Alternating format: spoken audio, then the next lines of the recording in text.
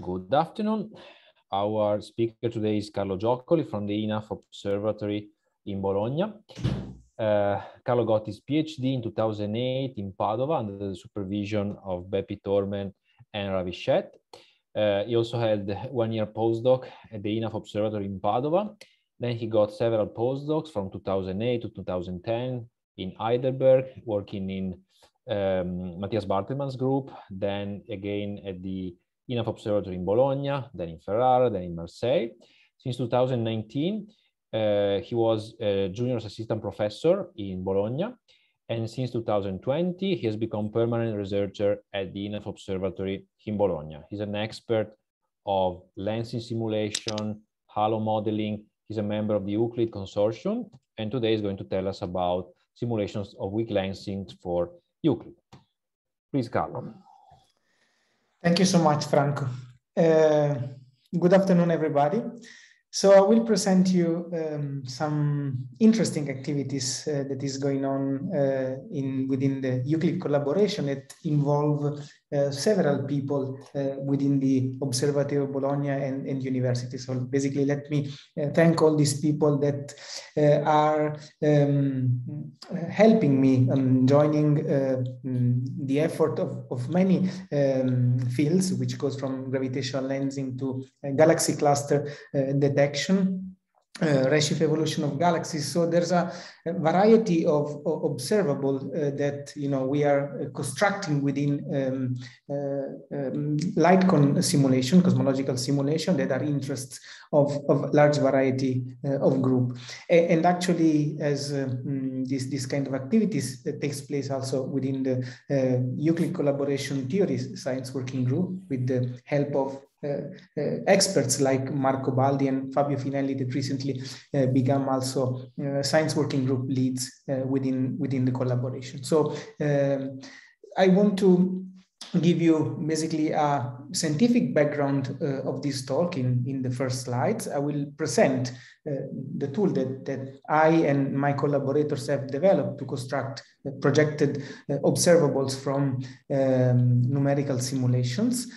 What we can do, for example, if you want to challenge and study the small scale signatures in cosmologies beyond lambda CDM, and what are the effort we are basically doing within the Euclid collaboration to challenge the small linear scales and modeling the small linear scales. And basically, what are the expectations that we have from future surveys and mainly from the Euclid data that will arrive after the launch next year. So just to basically put all the discussion in the same page, I will talk basically mainly about Fourier mode scales in comoving coordinates.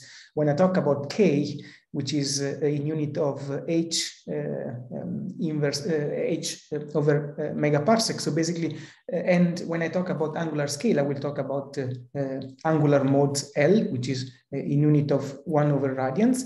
And typically, when I talk about very large K or very large L, I basically means more small comoving scales, which are comoving if we're talking in K modes, or angular scale, where there are mixing modes, comoving modes, but basically we're talking about angular coordinate in the plane of the sky. So small scales for me and for the activities I will present deals with very large K or very large L.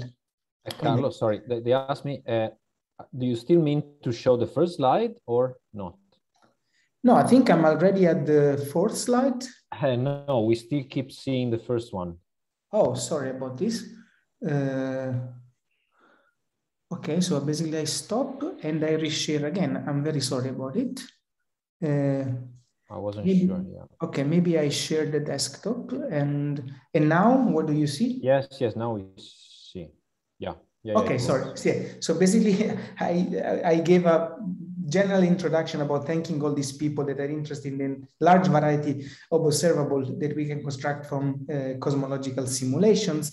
And then this was what I was mentioning before when I talk in the Fourier modes, talking about K scales or L scales, which are 1 over megaparsec or 1 over radiant. So large K and large L, in my case, means small scales, co-moving and angular.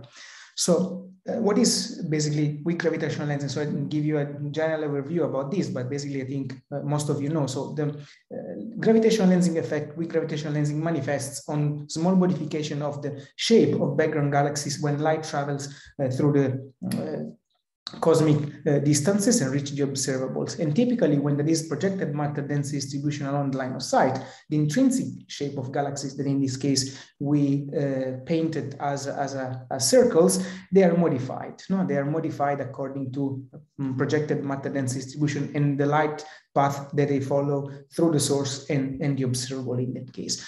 So typically, on average, measuring the shapes of background galaxies in that case give us an unbiased estimate of the matter density, projected matter density field through the shear effect that is causing on these galaxies. And typically, measuring this, we can invert it and reconstruct the projected matter density distribution along the line of sight. The effect of weak gravitational lensing is extremely small because typically if this is the galaxies with zero ellipticity, if there is a small shear effect of the order of 0.05 and an intrinsic ellipticity of 0.4, we do have a tiny effect in that case. What observer people, what statistically do in that case, we do measure the shape of a large number of background sources and we estimate an average. We do measure and we average the measurement of many background galaxies in that case.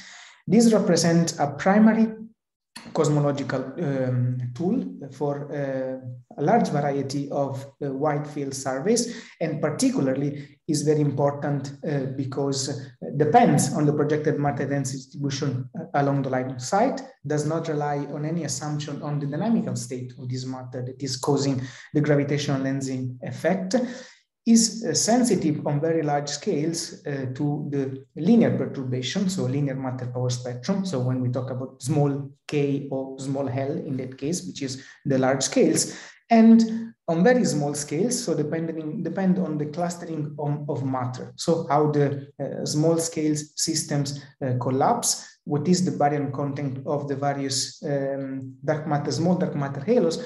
But also we will see later, the small scale signals depend on physics eventually beyond lambda CDM. And this modification of shape of background galaxy, I was also saying, is tiny. It is extremely small. This weak gravitational lensing is a primary probes of different wide field surveys. So these are the results, for example, for the shear correlation function. In the KIDS 1000 recently analyzed in the paper by Asghari et al. 2021. And on the right, you see the constraint of cosmological parameters in COSEBI and band power, which are the modeling function of this measurement, which has been done within the KIDS 1000 collaboration.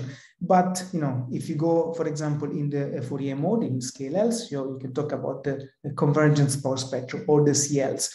In the E mode in that case, that give also the possibility to model these signals and constrain the cosmological parameters. So not only KIDS, but also, for example, survey like DS are using these measurements, so the clustering and the shape of galaxies to constrain cosmological parameters. And these are extremely and very, very challenging in that case. It is also very important that the small number of background galaxies that these surveys are using does not allow to challenge the very small scale, so the very large Ls.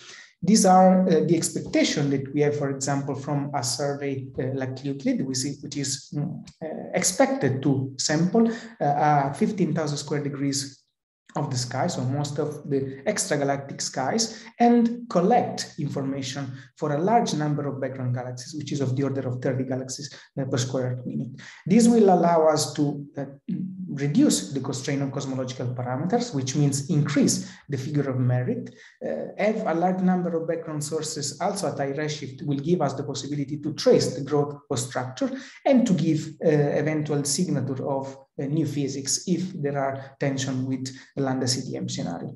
So when we talk about small scales, for example, we have to be very careful. This is something that we have to take into account. For example, if you look at the gray contour, so you see what are the constraints that you have, ignoring the small scales information. But if you are able also to include the small scale signal, the figure of merit increase, so the cosmological parameter constraints are very reduced, but the modeling of small scales is very challenging because if you neglect baryonic effect, you may have biased constraint. For example, in this what happens if you look at the white constraint that are offset with respect to the true cosmological models. So this is absolutely important and challenging and need to be taken into account and quantify the level of accuracy of different modeling functions when implemented in the cosmological parameter pipeline.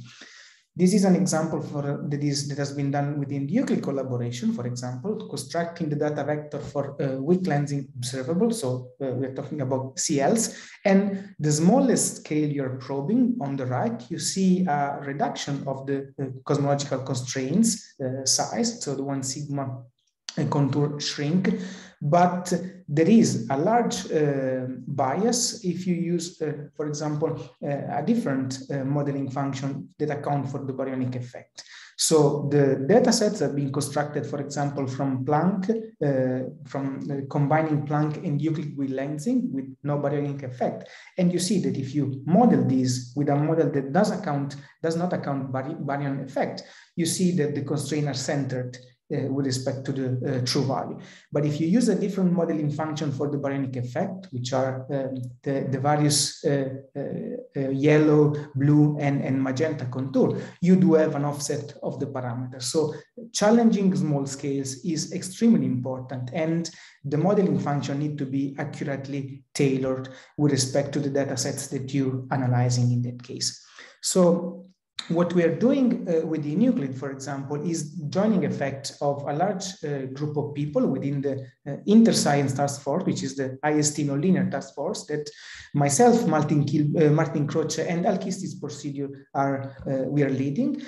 This basically gives us the possibility to construct a large and challenge a large number of models for nonlinear scales. And if you want to go, for example, to 2D observables, so basically we have to integrate the 3D power spectrum along the line of sight and construct, for example, the convergence power spectrum. So the nonlinear signal is important at small scales, but the effect and the signature need to be particularly quantified. And here, for example, I show what happens if you, how the power spectrum and body power spectrum is modified if we do use different prescription for the baryonic physics. So the baryonic physics, for example, from the Bahamas simulation, Eagle simulation, they give a depletion of the power spectrum of small scales, but a different baryonic correction is different in the various cosmological simulations. So the accuracy of these models need to be quantified, for example, in that case. And so all these activities goes on within the IST nonlinear and IST likelihood and within the CLOE pipeline. So the charge from our side, which is the IST nonlinear, is to benchmark small scales, so a different nonlinear prescription for small scales using various Boltzmann solvers or emulator, and quantify this accuracy also with respect to cosmological simulations.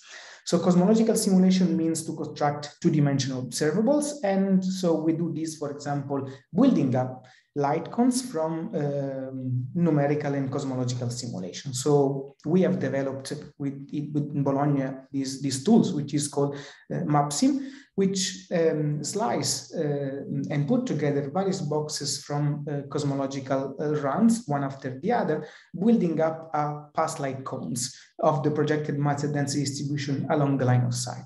So each colors shows a portion taken from different box, and each number refers to a different snapshot, accounting for the redshift evolution of the matter density field as a function of redshift and cosmic time. So this is an example of a light cone that we've constructed in this paper recently.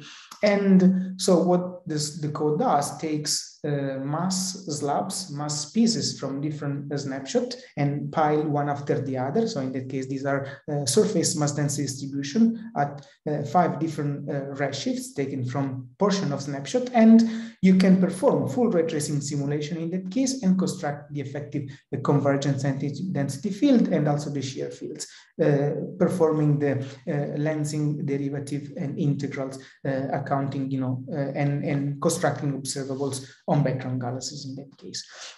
So the tool runs on numerical simulation and is very flexible of dealing with a large variety of n-body runs. And in that case, basically, I show you what is the effective convergence map if we build up a plane after the other from a cosmological simulation. So you see in the big panel there, the effective convergence map that is built up once we follow all the matter density distribution in the light cones. And so now we are going up to redshift 2. And complementary to these data sets, we have also information about all the halos present along the line of sight. So you can do galaxy lensing, you can do information about galaxy cluster and build up, for example, delta sigma estimators once you have all the information about the clusters present along the line of sight. Schematically, basically, the codes take the halos and the matter in co-moving box and build up to the observable. So this is on the right, the convergence map at redshift 1, accounting for all the matter present along the line of sight. And here you see, for example, the halos that are present in these past light cones, halos with a large variety of masses and integrated up to redshift 1. So we have applied this method to the magneticum simulations. The main goal of this work has been to understand what is the information that is adding all the baryonic fields into the convergent power spectrum. What we observe here that there is a depletion also in projected quantity, which is the convergence power spectrum, of the order of 10–15%. So basically this means that when you include baryonic physics in the simulation, so the potential well of the halos is reduced, caused by feedback mechanism, and there is a depletion of the power spectrum at small scales of the order of 10–15% relative to the dark matter only convergence power spectrum. So particularly also this MapSim routine, this code has been applied to a large variety of non-standard cosmological models. So in this case is the example of comparing the relative effect in light cone with respect to lambda CDM of cosmology that account for modified gravity. So modified gravity as followed the formalism by Hu and Sawicki 2007. And the relative effect also when we include massive neutrinos with respect to modified gravity. So we have looked at observed quantity. In those simulations, we have built 256 different light cone realizations, so randomizing the box along the line of sight. The field of view that we've chosen is as a geometry of 5 degrees by side up to redshift 4, and there are resolution of 9 arcseconds. So we basically measure a quantity up to very small scales, which means very angular modes, very large L. These are the convergence map up to redshift 1 for these different cosmological models. So we have lambda CDM and we have different modified gravity models. So the more extreme is FOR4, which is really extreme with respect to lambda CDM. But particularly you see that in all those cosmological models, the large scale matter density distribution is the same. And in particular, you see that also the cluster that is present in the central region of the cluster is almost the same. But if we do measure a quantity that is the convergence profile, which is the weak lensing profile of these clusters, we see that there is a relative difference, absolutely important, on the central region of the cluster, which is caused by the screening mechanism when there is modified gravity in your simulation. So the screening mechanism creates a boost of the convergence profile toward the center of the cluster, which is more extreme for the case F of R4. The presence of massive neutrinos basically reduce the amplitude of the fluctuation and basically create also a degeneracy with respect to lambda CDM. We do see particularly when we measure 2D statistical quantity, which is the convergence power spectrum in that case for different source redshift. You can see, for example, looking at the magenta shaded area, what is the expected uncertainty for a survey like Euclid for sources of redshift 1. And in cyan, you see the uncertainty from a ground-based observation, which has an optimistic number density of 18 galaxies per square minute. So in that case, while from ground, you are not able to disentangle modified gravity model, which is of the order of 0.f over 6 or f over 5, when you go to space and you look, for example, at the small panels that shows the relative difference at source redshift 1, you see that you can disentangle particular model, for example, also f over 5. While model very close to lambda CDM, f over 6 with massive neutrinos will be very degenerate with respect to lambda CDM in that case. And it's very challenging. So which means that you need to add statistics beyond 2 point, which is the shear correlation function, and then basically understand signature of non-standard physics. And particularly, you can do shear tomography, for example. You can measure the relative difference of the power spectrum at L100 or L1000 in that case. And you see that some models have degeneracy with lambda CDM, which is well below 5% in that case. But be aware that you're looking in that case a relative contribution. 20. Thank you, Franco.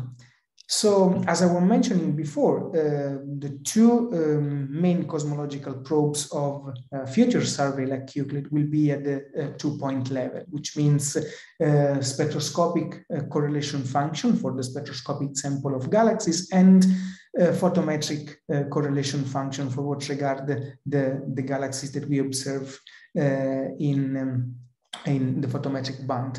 And particularly, not only photometric, but at the level of photometry, we have a 3x 2-point analysis, which means that we are measuring the shape of background galaxies. So we do galaxy-galaxy lensing, we do galaxy photometric, which is the cross correlation, and we do photometric measurement. So we have a 3x 2-point analysis at the level of photometry.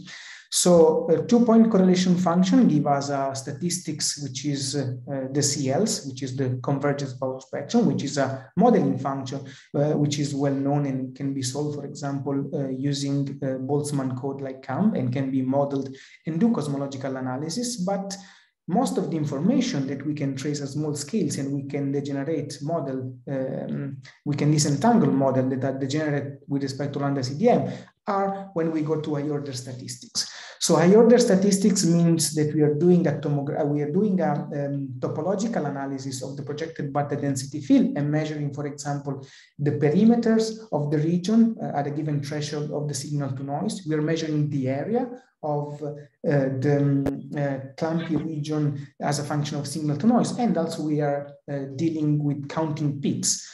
So going to high order means also increase the figure of merit and means to reduce the constraint of cosmological parameters. So is absolutely very important for observation like Euclid to deal also with high order statistics, for example, at the weak lensing level. Within the Euclid collaboration, we are doing this in the project that we call Howl, which is a joint key project between mass mapping, high order statistics, and weak lensing simulations.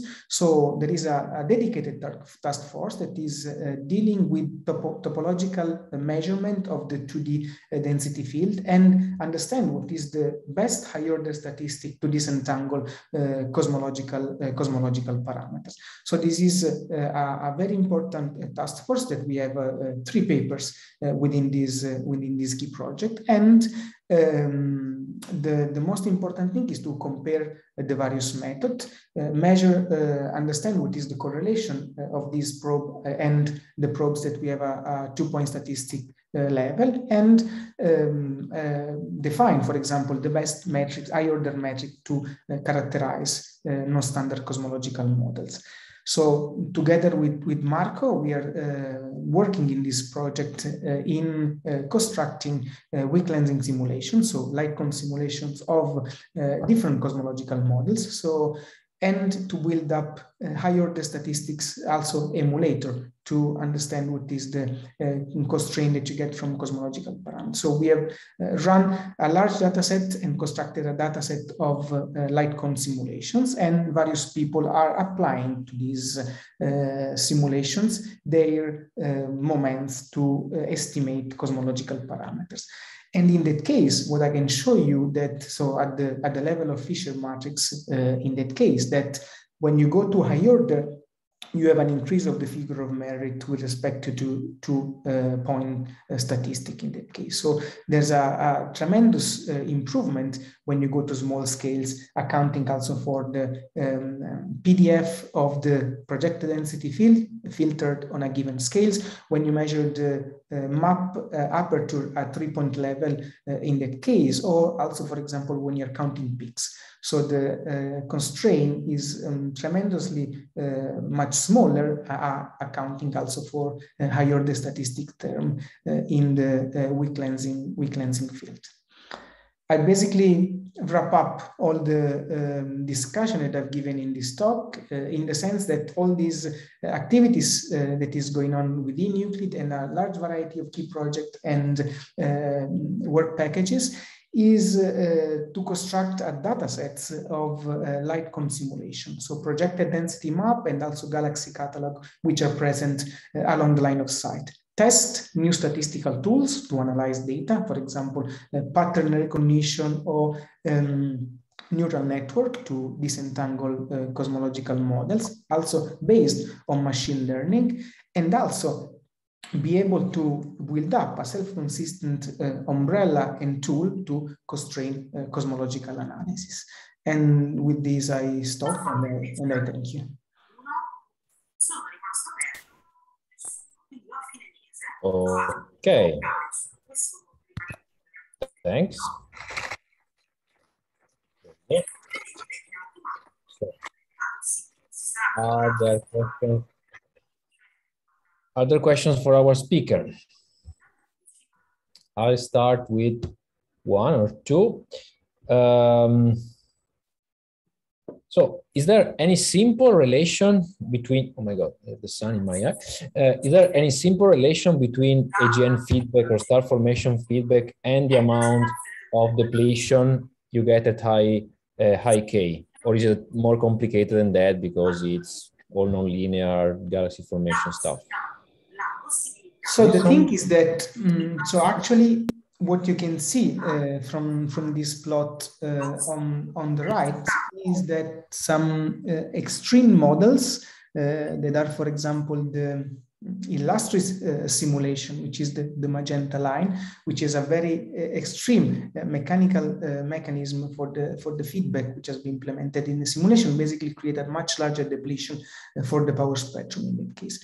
So if you do construct, for example, your data vector from this simulation and you analyze these data sets with your pipeline that does not account for this baryonic feedback, you may have a very large bias in constraining cosmological parameter, which means the larger is the feedback, the higher is the depletion on small scale, which is caused by the potential well that is empty with respect to n-body only run. But having these statistics, do you think this is something one can sort of predict first order, or you really have to run the simulation and go and look for this quantitative depletion in detail, given some statistics of simulation?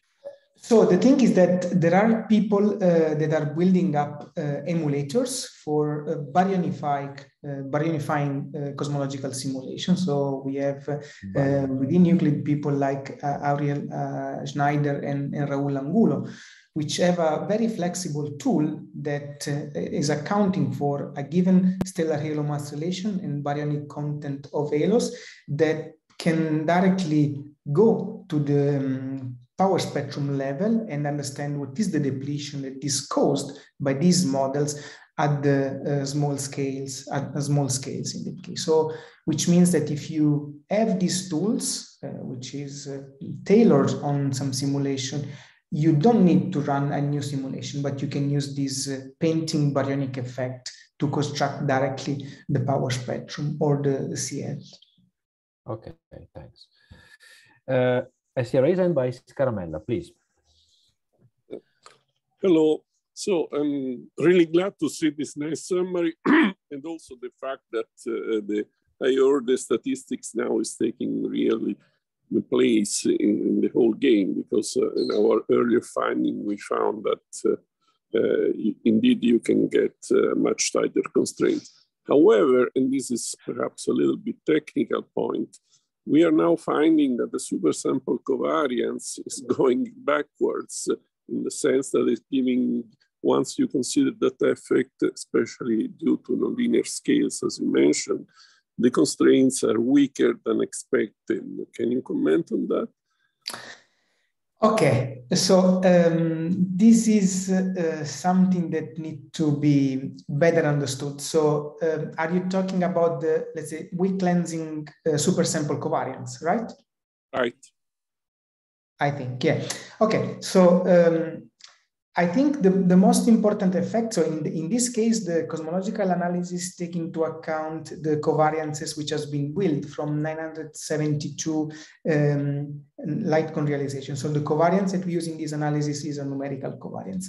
From what regard the supersample covariance, I do agree that is a very important contribution that need to be taken into account.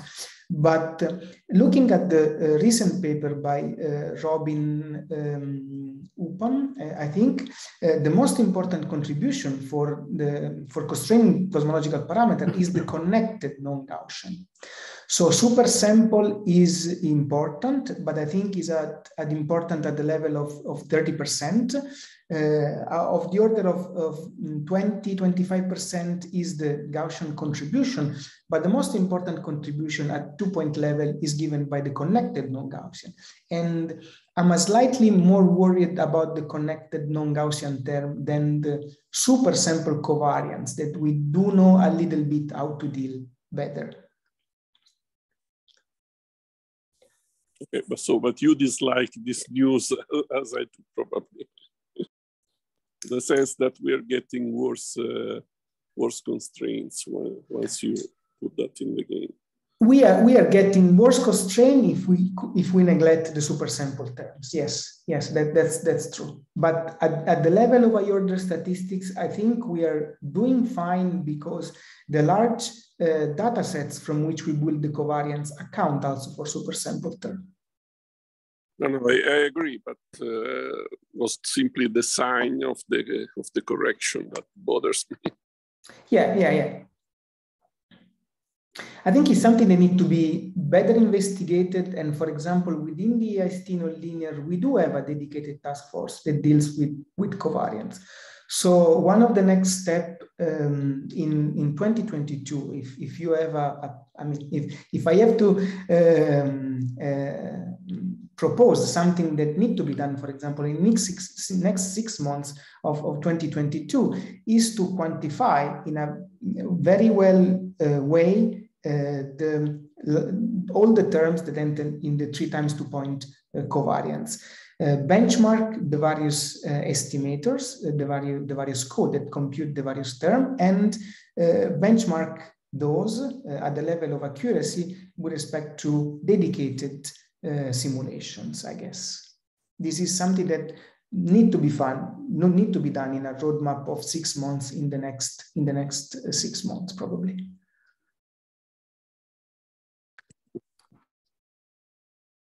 Okay. Yeah, that was fairly technical indeed.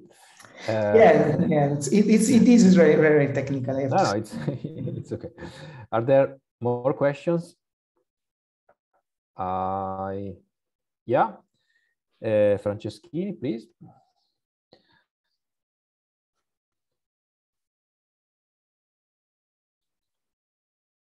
I see a hand raised by Franceschini. So sorry.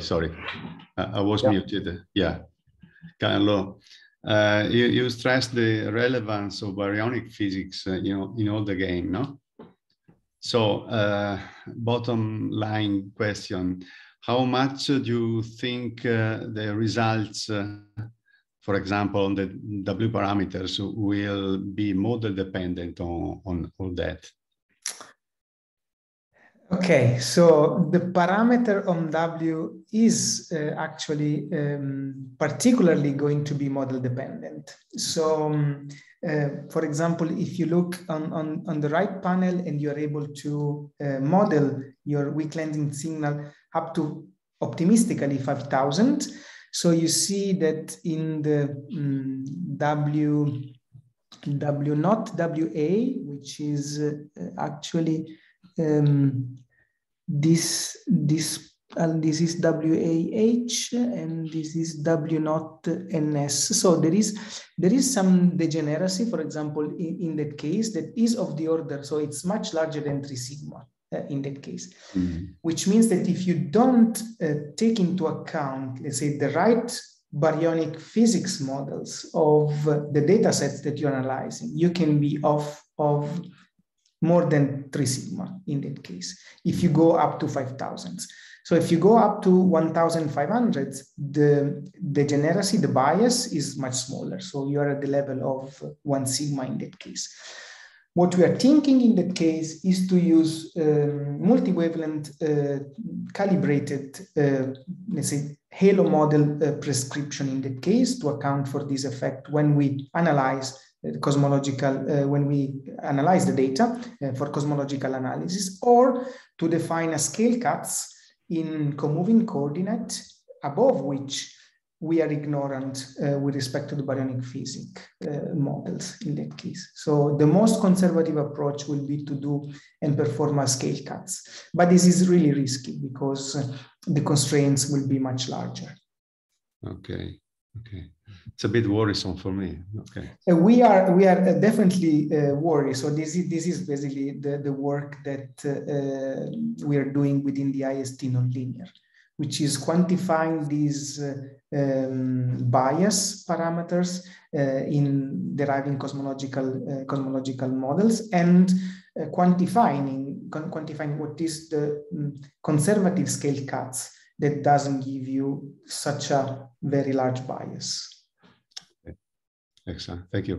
Thank you. Okay. I think this is it for today. So thanks, Carlo, again. And we convene again next Tuesday. Thank you so much. Thank you. Thanks, Carlo. Bye. Bye. Bye, everyone. And let me see.